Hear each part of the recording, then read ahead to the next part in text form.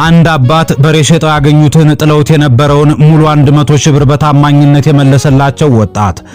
በአሁኑ ሰዓት ታማኝነት እጅግ ብርቅ በሆነበትና በገንዘብ ፍቅር ሰዎች ማንነታቸውን በሚሸጡበት ዘመን በኬሚሴ ደዌ ሐረዋ ወረዳ ሐረዋ ከተማ የሰማነው ታሪክ ለሁላችንም ትልቅ የህይወት ትምህርት የሚሰጥ ነው። አንድ አባት አቶ መሐመድ ሲራጅ የነበራቸውን በሬ ሸጠው ያገኙትን 100 ሺህ ብር ይዘው ወደ ቤታቸው ሲመለሱ መንገድ ላይ ይጥሉታል። የለፉበትንና የደከሙበትን ንብረት የጣሉት እኚህ አባት ምን ያህል ተስፋ ቆርጠውና ደንግጠው ሊሆን እንደሚችል መገመት አይከብድም።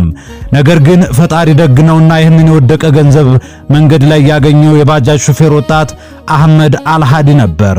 ወጣቱ አህመድና ቤተሰቦቹ በጣም የተቸገሩ የዕለት ጉርሳቸውን ለማግኘት የሚለፉ ቢሆኑም በስነ ምግባርና በሐላል መንገድ የታነጸው ማንነቱ ግን የሰውን ገንዘብ እንዲመኝ አይፈቅድለትም።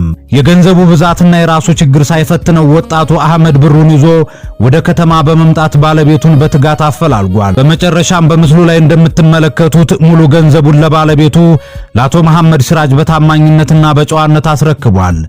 ድህነት የኪስ እንጂ የቅንነትና የህሊና አይደለም የሚለውን በተግባር አሳይቶናል። ለወጣቱ አህመድ አልሃዲና እንዲህ ባለ ድንቅ ስነ ምግባርና ጨዋነት ላሳደጉት ውድ ወላጆቹ ትልቅ አክብሮትና ምርቃት ይድረሳቸው። ይህን መልካምነትና ታማኝነት ለሌሎች ወጣቶች አርአያ እንዲሆን የሁላችንንም ልብ እንዲያሞቅ ሸር በማድረግ ለሁሉም አዳርሱ።